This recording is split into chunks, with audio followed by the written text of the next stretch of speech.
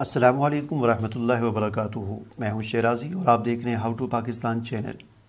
नाज़रीन, हमारी आज की वीडियो उन लोगों के लिए है जो अपने बिज़नेस के मामले में बहुत परेशान हैं और कारोबार में तरक्की चाहते हैं।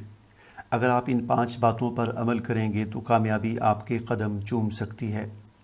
आप कोई नया कारोबार करने जा रहे हैं या आप कामयाबी से कोई कारोबार पहले से चला रहे हैं, एक बात तो तय है कि कारोबार में तरक्की के लिए हर वक्त मौक़े मौजूद होते हैं।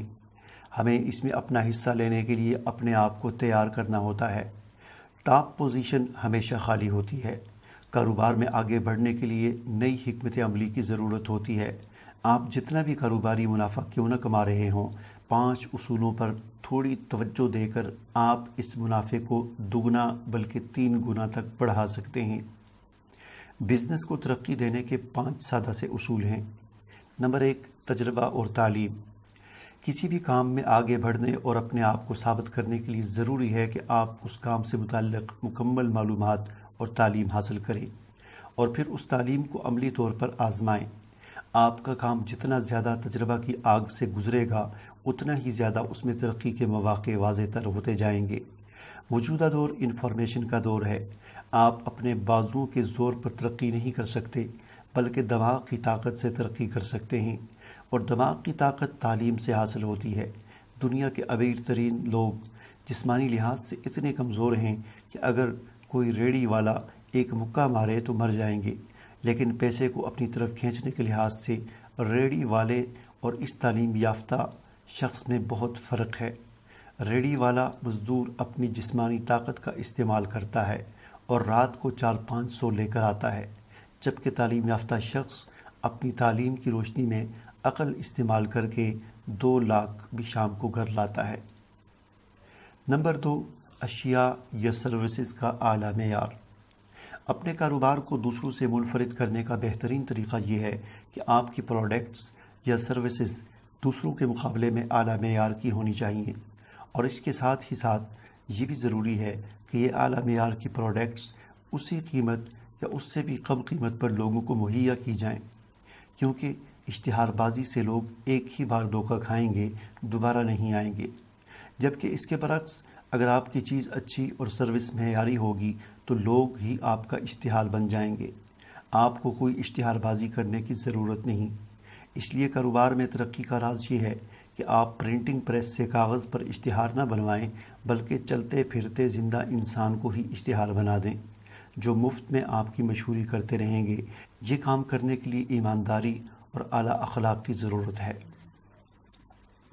नंबर 3, कस्टमर केयर यानी ग्राहक का ख्याल रखना।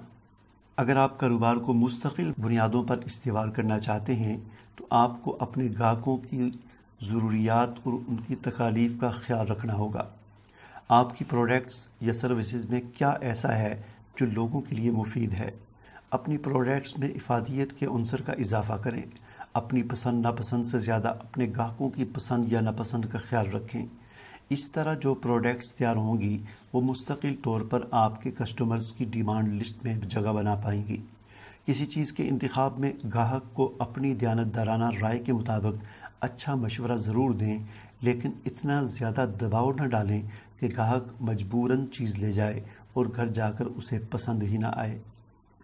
नंबर 4, कस्टमर हमेशा दुरुस्त होता है।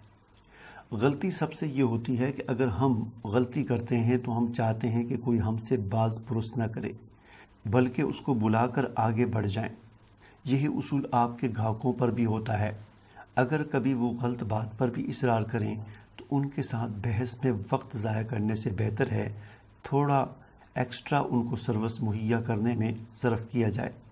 कस्टमर सर्विसेज का बेहतरीन मेयार आपके ग्राहकों को मुतमईन करेगा, जिस पर आपके ग्राहक न सिर्फ ख़ुद दोबारा आपसे कारोबार करेंगे बल्कि दूसरों को भी आपकी तरफ रेफ़र करेंगे। Number 5, database software. बिज़नेस की तरक्की में जिस चीज़ की बहुत अहमियत है वो है अपने कारोबार की सही सूरत हाल को समझना।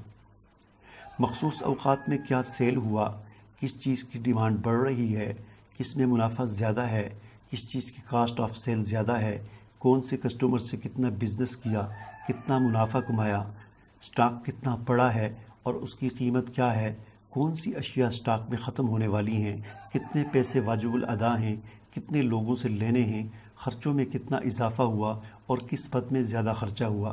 ایسے بہت سے سوالات ہیں جن کا بر وقت جواب ملنا بزنس کی ترقی کے لیے بہت ضروری ہے۔